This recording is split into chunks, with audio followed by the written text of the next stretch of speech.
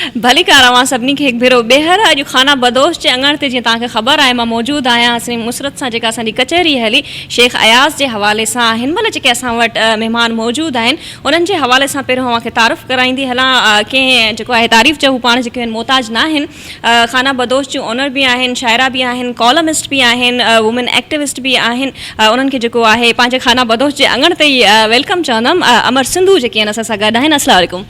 वालेकुम अस्सलाम। कीअं आहियो? बिल्कुलु ठीकु ठाक। शेख अयाज़ जो हेॾो वॾो इवेंट जेको तव्हां ऑर्गेनाइज़ करणु शुरू कयो कहिड़ी सोच हुई जंहिं तव्हांखे मजबूर कयो त हीअ शयूं थियणु खपनि? ॾिसो हीअ त माना असां शुरू कयो आहे गुज़िरियल साल खां खाना बदोश जे पारां, पर ज़ाती तौर ते मां इहो ॿुधायां त ख़ासि तौर ते शेख अयाज़ जी ज़िंदगी में ई अहिड़े क़िस्म जी ख़्वाहिश हूंदी हुई त हीअ एॾो वॾो, बल्कि मां ईअं चवंदसि त 20 सदी में सिंधी समाज जे लाइ शेख अयाज़ हिकिड़ो वॾो मौजज़ाती किरदारु आहे, हिकिड़ो करिश्माती किरदारु आहे। ओॾी महिल ख़्वाहिश हूंदी हुई, पर जेॾी महिल शेख अयाज़ साहिब जो इंतकाल थियो उन खां पोइ 2 सालनि खां पोइ ई असां हिकिड़ो प्रोग्राम कयो हुयो शेख अयाज़ जे जनम ॾींहं जे हवाले सां, ऐं उन प्रोग्राम खे असां नालो ॾिनो हुयो अयाज़ रुत बसंत रुत। ऐं उहो तॾहिं ज़मानो हुयो जेॾी महिल पंजाब में बसंत रुत मल्हाई वेंदी हुई, ऐं असां उहो बसंत रुत डेडिकेट करे शेख अयाज़ खे हिकिड़ो प्रोग्राम सिंधालाजी में मल्हायो हुयो। उन ज़माने में बि उहो प्रोग्राम 2000 में उहो प्रोग्राम एतिरो माना पंहिंजे कंटेंट में सुठो हुयो। उन प्रोग्राम में रसूल बख्श पलीजो साहब, अब्दुल वाहिद आरीसर साहब उहे त मौजूदु हुया, पर उन सां गॾोगॾु मां तव्हांखे इहो ॿुधाईंदी हलां त उन में बि ॻाइण वारा सादिक फ़क़ीर हुयो, बेदिल मसरूर हुयो, शफ़ी फ़क़ीर हुयो ऐं मुमताज़ लाशारी हुयो। ऐं माना इन क़िस्म जो असां, पर उन टाइम ते असां वटि अहिड़े क़िस्म जा को रिसोर्सिस कोन हुया त उनखे कंटिन्यू करे सघिजे। हिकिड़ो प्रोग्राम मल्हायोसीं, उन खां पोइ ॿियो हिकिड़ी रिवायत हुई पंजाब जे अंदरि जेका असां ॾिठी त फैज़ अमन मेलो मल्हायो वेंदो हुयो, जेको कंहिं गवर्नमेंट जे पारां न हूंदो हुयो, माण्हुनि जे पारां हूंदो हुयो, ओपन एयर थिएटर में थींदो हुयो।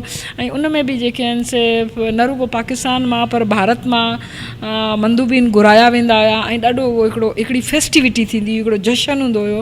ओॾी महिल असांजो ख़्यालु ईंदो हुयो त काश असांजा के सरकारी इदारा या असांजा माण्हू ईअं साम्हूं अचनि ऐं असां अयाज़ खे ईअं सेलिब्रेट कयूं।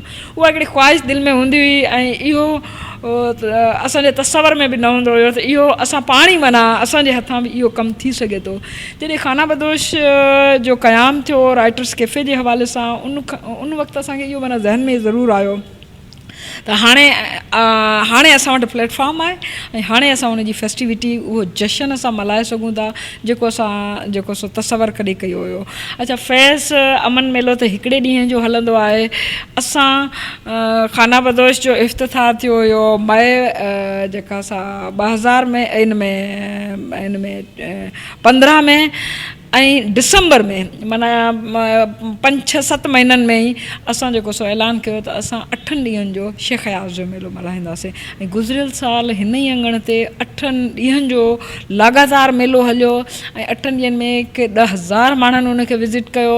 ऐं असां वटि खे तक़रीबन जेके आहिनि से 20-25 खां मथे आर्टिस्टनि उन में पार्टिसिपेट कयो, राइटर, अदीब, शाइर, न रुगो हितां बल्कि जेका असां सॼे सिंध मां जेके असां हिते आया। ऐं उहो ई माना अॼोको जेको आहे तव्हां ॾिसो था त शेख अयाज़ मेलो 2016 उन जी कंटिन्यूटी आहे, पर हिन दफ़े कुझु असांखे ॿिया जेके आहिनि से कुझु हालात अहिड़ा हुया जो असां 8 ॾींहंनि जे बजाए असां 5 ॾींहंनि जो रखियो आहे। पर तव्हां ॾिसो था त हींअर बि जेका असां राति उनजो इफ़्तिताही प्रोग्राम हुयो, ऐं इफ़्तिताही प्रोग्राम में सॼी सिंध मां माण्हू आया आहिनि, सॼी सिंध मां रागी आया आहिनि। ऐं मां सम्झां थी इहा शेख अयाज़ सां सिंध जी इश्क जी इब्तिदा आहे जंहिंखे तव्हां ॾिसी रहिया आहियो। शेख अयाज़ यूनिवर्सिटी में VC बि रही चुका आहिनि, उहे पाण शाइर बि आहिनि, हर हवाले सां जीअं हसीन मुसरत असांखे ॿुधायो त उहे लिखी चुका आहिनि। तव्हांखे उनजी कहिड़ो रुख़ पसंदि आहे?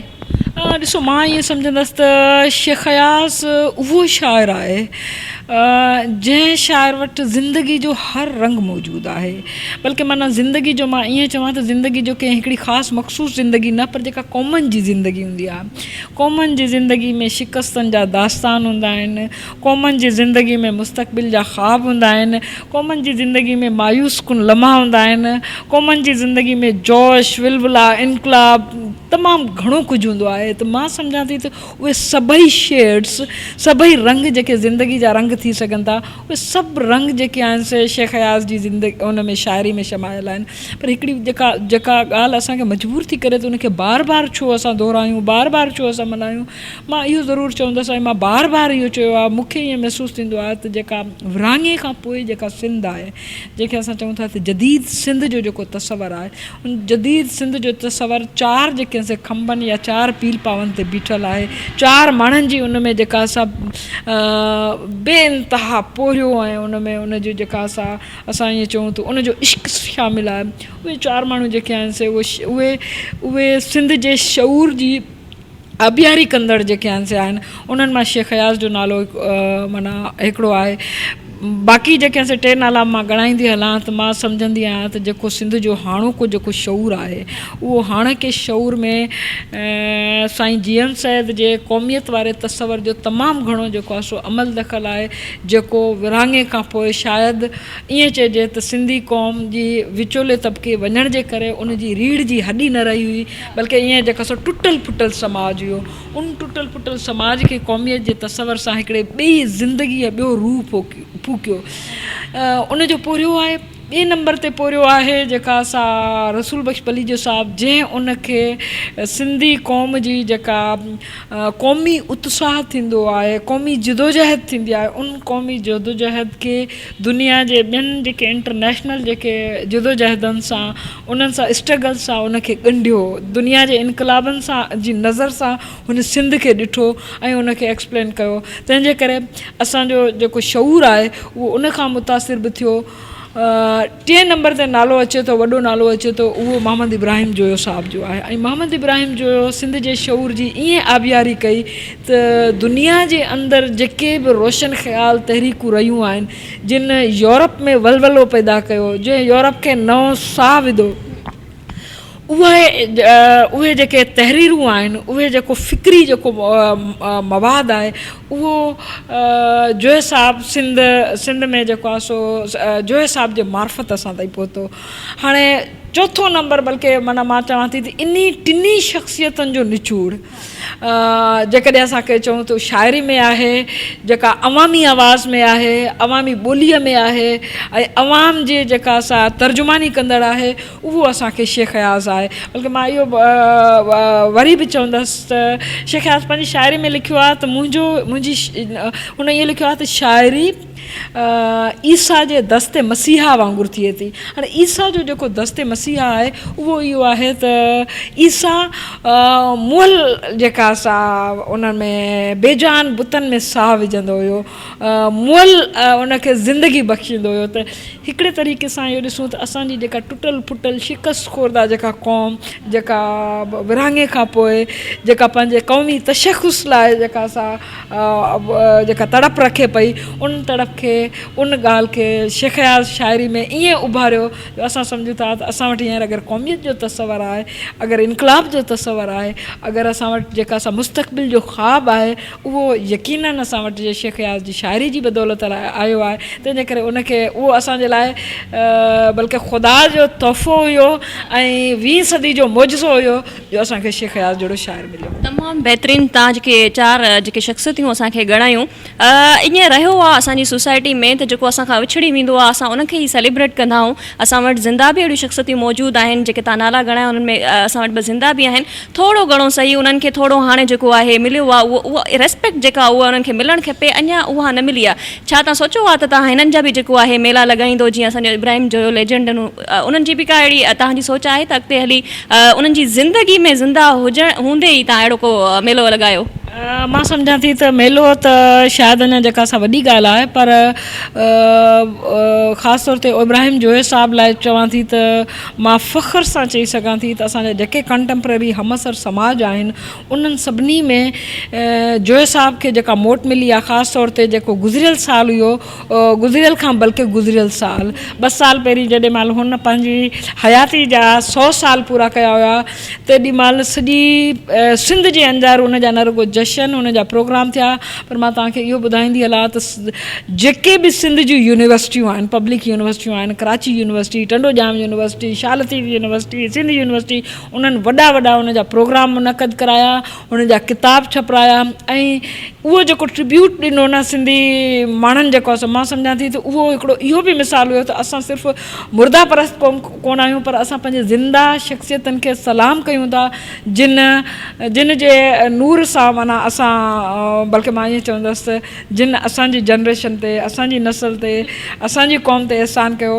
मां बहरहाल इन ॻाल्हि में आहियां त असांजी क़ौम उनखे मोटाए थी, थोरो रुॻो असांखे थोरी राह माना खपे।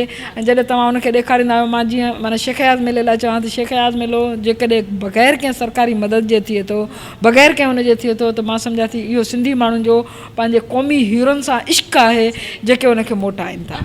थोरी असां में बि हाणे अची वई आहे त ॿिए कंहिंखे एप्रिसिएशन कीअं ॾिजे, उहा थोरी असां में हाणे अची वई आहे, इनशाला अॻिते बि वधंदी। शेख अयाज़ खां जेको आहे अव्हांखे वाक़फ़ियत कॾहिं खां थी ऐं तव्हांखे जेको आहे जेकी उनजी शाइरी अटैक कॾहिं कयो? मां सम्झां थी त इहो मुंहिंजे लाइ वाक़ई ॿुधाइणु ॾाढो जेको आहे ज़रूरी आहे त इब्तिदा में मां सिंधी शाइरी सां सफ़ा माना परे हुयसि। उर्दू अलबत्ता पढ़ंदा हुआसीं आहे, पर सिंधी शाइरी उन में मां पंहिंजी हिकिड़ी दोस्त आहे मुंहिंजी, उनजो मां नालो खणंदसि, बल्कि मां इहो चवंदसि त मां हाणोके प्रोग्राम में जंहिंखे सभ खां वधीक मिस कयो आहे उहा मुंहिंजी दोस्त गुलशन लगारी आहे, जेका हींअर इस्लामाबाद में वेठी आहे। गुलशन लाइ मां चवंदसि त गुलशन मूंखे मजबूर कयो हुयो, बल्कि उन चयो त शाह खां वठी अयाज़ ताईं सिंधी शाइरी सां मुंहिंजो तारुफ़ कराईंदड़ गुलशन लगारी आहे। बल्कि मां उनजा अहसान माना नथी विसारे सघां। त उहो अयाज़ जा मूं चयो त मूंखे सिंधी शाइरी सम्झ में न ईंदी आहे, छाकाणि त मुंहिंजो थोरो मसइलो इहो बि आहे त असां आहियूं सिराइकी ॻाल्हाईंदड़, सिराइकी स्पीकर्स जी जीअं त सिंधी ॿोली उहा ईअं न आहे, तंहिंजे करे थोरो मुंहिंजे लाइ माना इहो मुश्किल हुयो। मुंहिंजे लाइ हीअ बि ॿोली जीअं त घर में नथी ॻाल्हाए वञे, मादरी ॿोली न आहे, इहा मुंहिंजी स्कूली ॿोली आहे। सो त मां इहे माना जेके आहिनि से मूंखे इहो थोरी हेज़िटेशन हुई त सिंधी शायदि अञा वधीक ॾुखी आहे। हुन मूंखे जेका असां शेख अयाज़ जा किताब आणे ॾिना ऐं उहो माना अवाइली शागिर्दी जो दौरु हुयो, पर जेॾी महिल हुन अयाज़ मूंखे पढ़ण लाइ ॾिनो, यकीन कयो त पोइ मां अयाज़ जे सहर मां निकिरी न सघियसि। हुन मूंखे शाह पढ़ायो ऐं शाह मूंखे माना गुलशन लगारी सम्झायो, बाक़ाइदे माना हुन जा बैत जेके आहिनि से हुन मूंखे ॿुधाया। ऐं इन हवाले सां मां शाह जे हवाले सां ऐं शेख अयाज़ जे हवाले सां अव्हां खां ज़रूरु पुछंदमि, पर हिते वक़्तु जेको थी वियो आहे असांजी साही ते हलूं था।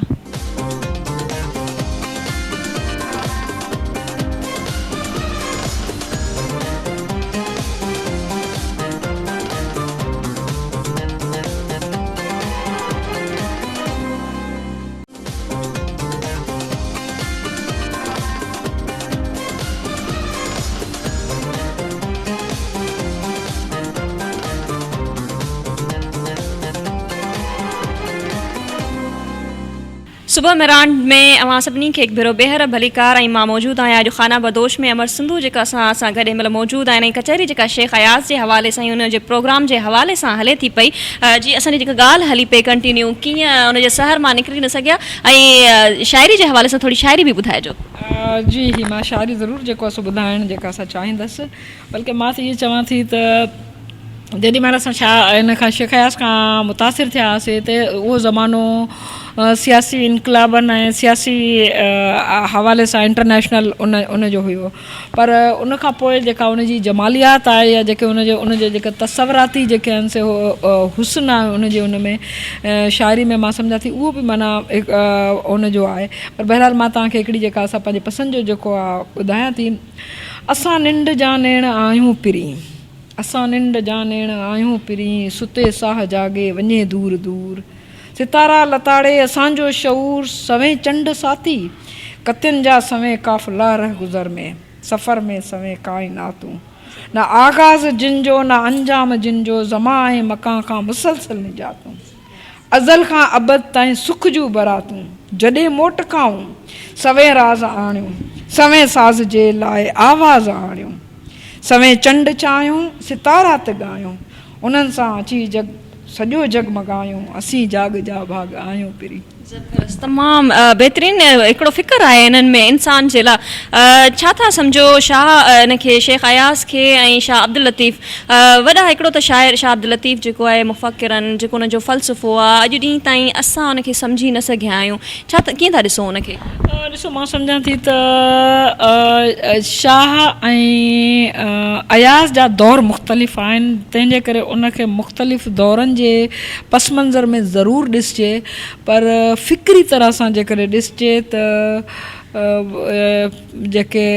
जेको शेख अयाज़ जो दौरु आहे उन दौर में केतिरा ई जेके आहिनि से नवां इल्मी जेके आहिनि से रेफरेंसिस आहिनि, इल्मी हवाला आहिनि, दुनिया जहान जे जेके आहिनि से उनजो तारीख़ जो शऊर मौजूदु आहे, त उहो इन हवाले सां ज़रूरु मुख़्तलिफ़ आहे। पर मां इहो ज़रूरु चई सघां थी त शेख अयाज़ जी पंहिंजी ॿोली में त कुझु शेख ॾिनी कुझु शाह ॾिनी इन सिंधड़ीअ खे सूरत लोको, त असांजो जेको शऊर आहे उन में शाह बि आहे त उन में अयाज़ बि आहे, इन ॿिन्ही वाक़ई असांजे शऊर खे हिकिड़ो बाक़ाइदा हिकिड़ी शक्ल ॾिनी आहे। बिल्कुलु तमामु बहितरीनु। शेख इनखे अयाज़ खे ॾिसो कीअं था ॾिसो, नौजवान नसल जेकी आहे केतिरो इंट्रस्ट थी वठे, केतिरो सम्झणु चाहे थी, ऐं पोएं साल खां हिन साल केतिरी जेको आहे अटेंडेंस जेका वधी आहे, जेको क्रेज़ जेको नौजवान नसल में पैदा थियो आहे? ॾिसो असां वटि हिकिड़ी नौजवान नसल मां हिकु मुराद उहो आहे जेको ॻोठनि जे अंदरि असां वटि जेको आहे सो हिकिड़ी युथ मौजूदु आहे,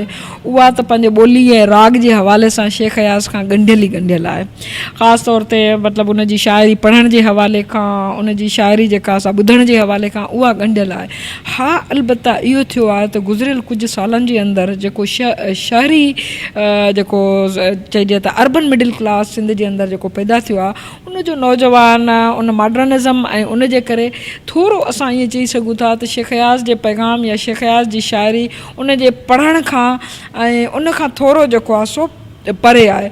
इहो बि चवंदी हलां त अॻे जेके सियासी तहरीकूं हूंदियूं हुयूं, उहे सियासी तहरीकूं शाइरी खे पंहिंजा स्लोगन्स ठाहे, पंहिंजा नारा ठाहे, उहे जेके आहिनि से अॻिते वधंदियूं रहंदियूं हुयूं, ऐं उहा दौर ख़तमु थियण जे खां पोइ इहो ज़रूरु थियो आहे त असां वटि जेका असां उहो नौजवान खे ईअं माना जेको असां पाण ॾे अट्रैक्ट न करे सघियो आहे उन अर्बन क्लास लाइ।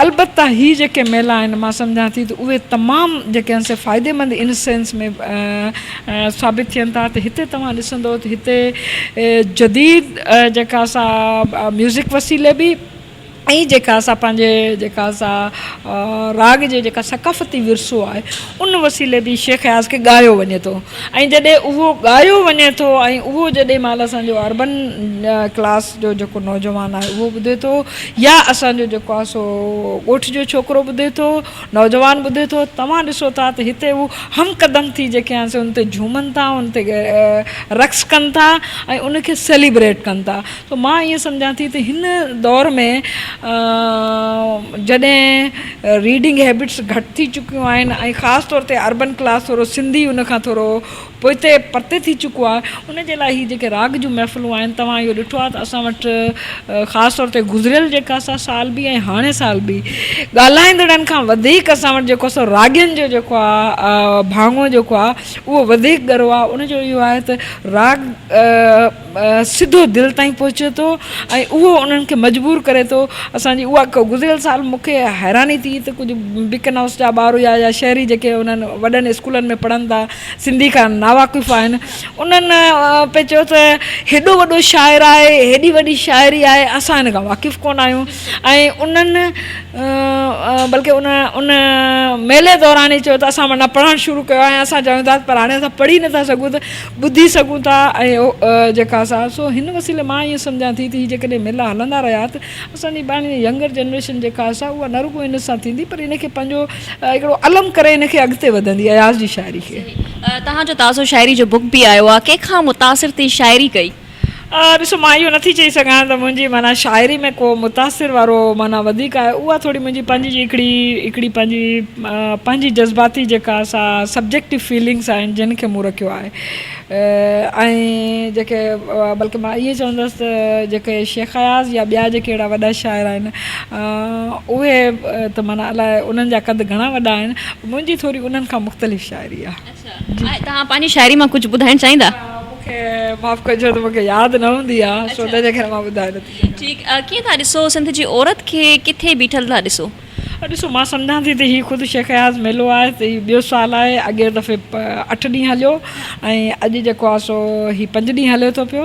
उते तव्हां ॾिसो था त जेकॾहिं लीडिंग 2 औरतूं जेकॾहिं उनखे ऑर्गेनाइज़ करे सघनि थियूं त मां सम्झां थी त सिंध जी औरतुनि खे बावजूदि इन जे त उहा घणनि ई जॻहनि ते घणनि ई महाज़नि ते पंहिंजी जेका सा बक़ाजी पंहिंजे समाजी जेका सा हैसियत लाइ पंहिंजी बेड़ विड़ी रही आहे ऐं ॻोठनि में उहा कारी थी बि मरे थी। पर साॻे वक़्त ते नफ़ीसा शाह जी कल्ह जेका असां प्रोग्राम उनजी जेका असां जेको ऑनर किलिंग ते किताबु लिखियो अथसि उनजी कराची में ओपनिंग थी। माना हिकिड़ी उहा औरत बि आहे जेका सिंध जी औरत जी नुमाइंदगी करे थी। हिकिड़ी उहा औरत बि आहे जेका उन कुहाड़ी तां जेका असां मरे थी। हिकिड़ी उहा औरत बि आहे जेका तव्हांखे कही जेका असां शेख अयाज़ मेलो जेका असां कंदे नज़र थी अचे। पर हिकिड़ी उहा औरत बि आहे जेके तव्हांखे ॻोठनि में पोरियो कंदे नज़र अचे थी, ॿञनि में बीठी आहे। मां सम्झां थी त औरत जिते बि जेको बि पोरियो हिन समाज खे ठाहिण लाइ करे थी पई, उहो चाहे ॿनीअ जो पोरियो हुजे, चाहे स्टेज संभालणु हुजे, चाहे जेका असां तहक़ीक़ करणु हुजे, चाहे यूनिवर्सिटियुनि में पढ़ाइणु हुजे। मां सम्झां थी त सिंध जी औरत पंहिंजे हमसर मर्द खां कुझु मानाउनि में अॻिते बि आहे, बल्कि मां इहो चवंदसि पर जेकॾहिं अॻिते न आहे त उन सां गॾु बीठल ज़रूरु। ईंदड़ 10 सालनि में औरत खे किथे था ॾिसो सिंध जी? मां बहरहाल मां ॾाढी माना न रुगो इन मां जेका असां मां ॾाढी ऑप्टिमिस्ट आहियां त सिंध जी औरत तमामु घणियूं जेके आहिनि से उहा तेज़ी सां उनजी जेका लीडरशिप 10 सालनि जे अंदरि तव्हांजे साम्हूं आया उहा रिमार्केबल आहे। ॿियनि सभिनी समाजनि जे भेट में मिसाल जे तौर ते असां पंजाब जो समाज ॾिसूं था, उन में सरहद में वञूं था, इन में ख़ैबर पख्तूनख्वा में वञूं था, बलोच उन में वञूं था। उन्हनि समाजनि जी भेट में सिंधी औरत इन हवाले सां वधीक जेका असां तव्हांखे उनजी जेका असां वाइब्रेंट उनजो किरदारु नज़र ईंदो त उहा साॻे वक़्त ते पंहिंजे माण्हुनि सां बि ॻंढियल आहे। ईअं कोन्हे त उहा अवाम खां जेका असां जुदा थियल आहे, पंहिंजे सियासी समाजी तहरीकनि सां बि ॻंढियल आहे, पर उहा पंहिंजे लेखे में पंहिंजी माना शख़्सी आज़ादी जी बि जंग विड़ी रही आहे। त उहा तव्हांखे जंहिं बि महाज़ ते वेंदो तव्हांखे सिंधी औरत उते बीठल ज़रूरु नज़र ईंदी। मां सम्झां थी त 10 सालनि जे अंदरि जेका लीडरशिप ईंदी न रुगो अदबी दुनिया में, सियासी दुनिया में, पर तव्हांखे हिकिड़ी अल्टरनेट सिंधी औरत जी लीडरशिप बिल्कुलु वाज़े तौर ते नज़र ईंदी। नौजवान नस्ल जेका आहे अदब खां परे थी वई आहे, किताब पढ़णु उन्हनि छॾे ॾिनो आहे। वाक़ई इहा हक़ीक़त आहे या असांजी ऑब्ज़र्वेशन ग़लति थी वई आहे? न, इहा हक़ीक़त आहे। उहो रुगो सिंधी समाज जे अंदरि न थी वियो आहे, सॼी दुनिया में इहो थियो आहे त दुनिया में पढ़ण जा लाड़ा घटि आया आहिनि। मिसाल जे तौर ते मां ॿुधायां त मां जेका असां गुज़िरियल साल मां यूरोप वई आहियां, गुज़िरियल न बल्कि हिन साल वई आहियां ऐं उनखां अॻु में ॿाहिरि जा दौरा कंदी रही आहियां। अॻे इहो ज़रूरु नज़र ईंदो हुयो त इन में जेका असां मेट्रोस में, ट्यूब्स में या जेका असां उते माण्हू जेके असां किताब खणी घणा नज़र ईंदा हुया, पर अॼुकल्ह मोबाइल मूंखे जेके असां जेके उनजा सेलफोन आहिनि उहे खणी ऐं म्यूज़िक ॿुधंदे उन्हनि जी लाइब्रेरीज़ बि घणो करे ऑनलाइन थी वियूं आहिनि त जेको आहे उहो उते बि पढ़ी था वठनि। शेख अयाज़ जी शाइरी केतिरी ॻाई वई आहे, अञा तव्हांखे छा थो लॻे केतिरी उनखे जेको आहे प्रमोट करणु खपे? मां सम्झां थी शेख अयाज़ हिकिड़ो अणखुट खज़ानो असां लाइ छॾे वियो आहे। ऐं जेतिरा 50 खनि किताब ॾेई वियो आहे ऐं उनजी शाइरी में जेका मुसीक़ियत आहे, मां सम्झां थी त जेकॾहिं असां 50 सालनि ताईं बि असां उनखे एक्सप्लोर कंदा रहूं घटि आहे। बल्कि मां इहो चवंदसि त मिसाल जे तौर ते कल्ह हिकिड़ो जेको आहे सो हिकिड़ा नौजवान छोकिरा आया, उन्हनि हिकिड़ो जेको आहे सो सॉन्ग ॿुधायो, सिंधु देश जी धरती तोते सीस निवाया मां। इहो असां माना इन जो क़ौमी तहरीक जे तराने जे तौर ते ॿुधो हुयो, पर उनखे उन कल्ह जे ॿिए अंदाज़ में ॻायो त हिकिड़े ई उनजे गीत खे, हिकिड़े ई नग़मे खे, हिकिड़ी ई गज़ल खे 50 मुख़्तलिफ़ अंदाज़नि में ॻाए सघिजे थो ऐं 50 किताबनि में उन जेको ख़ज़ानो छॾियो आहे। मां सम्झां थी त हीअ असांजे पेरनि भर बीहण लाइ शेख अयाज़ एतिरो कुझु छॾे ॾिनो आहे जो असां हिकिड़ो सेशन बि रखियो आहे त छा शेख अयाज़ खां पोइ जेको नौजवान जेको असांजो ॿियो शाइर आहे, उनखां पोइ वारी टही जेका आहे उनखे शाइरी करण जी ज़रूरत आहे या उहो सभु कुझु करे वियो आहे, या असांखे नवां रस्ता ॻोल्हिया आहिनि, या जेका असां अञा उनजी जेका असां जेका ठाहियल वाट आहे अञा असां उन ई वाट ते हलूं पिया। त शेख अयाज़ अञा माना मां चवां थी अञा बि शेख अयाज़ खे सम्झण लाइ न अञा बि असांखे वक़्तु लॻंदो। शेख अयाज़ जे जेका 50 किताब आहिनि उन्हनि मां तव्हांखे सभिनी खां वेझो कहिड़ो किताबु आहे? अॻे त मां इहो चई सघंदी हुअसि त मूंखे विॼूं वसण आहियूं वधीक वणंदो हुयो या हुनजो जेको आहे सो काक ककोर या कापड़ी नसरी हवाले सां मूंखे वधीक वणंदो हुयो। पर हाणे त मां पढ़ंदी आहियां त मूंखे ईअं महसूसु थींदो आहे त हर किताबु मूंखे ओतिरो प्यारो आहे, यकीन कयो। पर बल्कि इहो मां तव्हांखे ॿुधाईंदी आहियां त केतिरे ई अरसे खां ख़ासि तौर ते हुनखे माना शेख अयाज़ जी वफ़ात खां पोइ मां इहो चई सघां थी त 16-17 साल गुज़रिया हूंदा। मां ईअं सम्झंदी आहियां त डिसंबर ईंदो आहे त मूंखे लॻंदो आहे त इहे शेख अयाज़ खे पढ़ण जा ॾींहं आहिनि ऐं उहो एक्सक्लूसिवली डिघनि माना रातियुनि में सर्द रातियुनि में जेकॾहिं तव्हां शेख अयाज़ जी शाइरी पढ़ो हर दफ़े मूंखे ईअं महसूसु थींदो आहे त हीअ मां नई शाइरी पढ़ी रहिया। मूंखे कॾहिं बि ईअं महसूसु न थींदो त हीअ मां अॻे कॾहिं पढ़ी चुकी आहियां। हर दफ़े उहो ई उत्साह जाॻंदो आहे। मूंखे लॻंदो आहे त अयाज़ सां इश्क में वधारो ईंदो आहे। हर साल माना उहो मूंखे नओं महसूसु थींदो आहे। मां सम्झां थी उहा नवाण उहा ताज़गी जेका आहे उहा शेख अयाज़ खे जहिड़ो रखंदी पई अचे। उहा असांजे अंदरि माना आहे पर हुनजी शाइरी जी ताज़गी आहे जेका हर वक़्तु तरोताज़ा आहे। जेको प्रोग्राम हले थो पियो शेख अयाज़ जे हवाले सां डिफरेंट सेशन आहिनि, राति जो जेको आहे मौसीक़ी जे हवाले सां प्रोग्राम आहिनि, केतिरा रागी जेके हिते आया आहिनि जेके शेख अयाज़ खे ॻाईंदा? असां वटि जेके आहिनि से 25 खां 30 ताईं रागी त असां डिसाइड कया हुया। पर कल्ह ई असांजा जेके आहिनि से 4 खां 5 जेके रागी हुया, कल्ह हिकिड़े पहिरें प्रोग्राम में 5 रागी वाधारा हुया। सो इहे तव्हां सम्झो त हिकिड़े सेशन में जेकॾहिं 5 खां 10 वाधारा थी वेंदा त हीअ मूंखे त लॻे थो त 40 खां मथे असांजो अंग टिपी वेंदो जेके असां वटि ॻाइणु ईंदसि। ऐं बल्कि मूंखे माना मां वाक़ई जेका असां थोरो मूंखे महसूसु थो थिए त अॻे जेके आहे 8 ॾींहं मल्हायो हुयोसीं, 8 ॾींहंनि में इहो थियो त असां घणनि माना उन्हनि खे मौक़ो ॾेई सघिया हुयासीं। ऐं अॼु मूं वटि एतिरा फ़ोन था अचनि पंहिंजे रागियुनि जा उन्हनि जा त असांखे थोरो मौक़ो ॾियो। ऐं सची ॻाल्हि इहा आहे त शायदि असां लाइ मुमकिन न थिए पर मां इहो ज़रूरु चवंदसि त के सरकारी इदारा इन्हनि खे ज़रूरु प्रोमोट करण लाइ अचनि। तव्हां यकीन कंदो त हीअ उमरकोट खां थर खां ऐं 12 जेके असां वटि अचनि था किरायो तोणी तलब नथा कनि, पैसा त परे जी ॻाल्हि आहे, किरायो बि तलब नथा कनि, रुॻो इहो था चवनि त असांखे मौक़ो ॾियो त असां माना जेके हिते परफॉर्म कयूं, अयाज़ खे ॻायूं। ऐं मां माना सम्झां थी त इहा उन्हनि जी मोहबत आहे बल्कि इहो अयाज़ ऐं सिंध जो इश्क आहे जेको असांखे हिकिड़ी जॻह ते मिले थो। प्राइवेट जेके आहिनि इंडिविजुअली जीअं तव्हां हो तव्हां हे प्रोग्राम एॾो मतिलबु ऑर्गेनाइज़ कयो आहे, गवर्नमेंट वटि हर शइ अवेलेबल आहे, उनखां पोइ बि असांजा जेके शाइर आहिनि शेख अयाज़ आहे उनखां अॻु में जेका असांजा सीनियर लेजेंड जेके शाइर आहिनि काफ़ी आहिनि, छो न उन्हनि खे प्रोमोट कयो आहे? उन्हनि जी शाइरी जेका असांजा ॿिया अदीब आहिनि उन्हनि जो अदब हीअं रुले थो पियो, छो उहो एफर्ट नथी वठे जॾहिं हिकिड़ो इंडिविजुअल माण्हू एॾी लेवल ते प्रोग्राम करे थो सघे त? मां सम्झां थी त हाणे त असांजे जेके सरकारी खाता आहिनि उन्हनि वटि सफ़ा खोट कोन्हे पैसनि जी। खोट आहे कमिटमेंट जी, खोट आहे डिवोशन जी, खोट आहे वफ़ादारी जी, खोट आहे पंहिंजे माना अंदरि जे ईमानदारी जी। मां सम्झां थी त जॾहिं असां वटि रुपयो बि न हुयो असां ऐलान कयूं था ऐं असां 8 ॾींहंनि जो मेलो जेको आहे सो मचाए सघूं था। हींअर तव्हां मेलो ॾिसो था, अॻे खां वधीक इंतिज़ाम आहिनि, अॻे खां वधीक असां क्वालिटी ॾियण जी कोशिशि कई आहे इंतिज़ामी हवाले सां, अॻे खां वधीक असां पंहिंजे महिमाननि खे जेको आहे सो असां वेलकम करे सघिया आहियूं।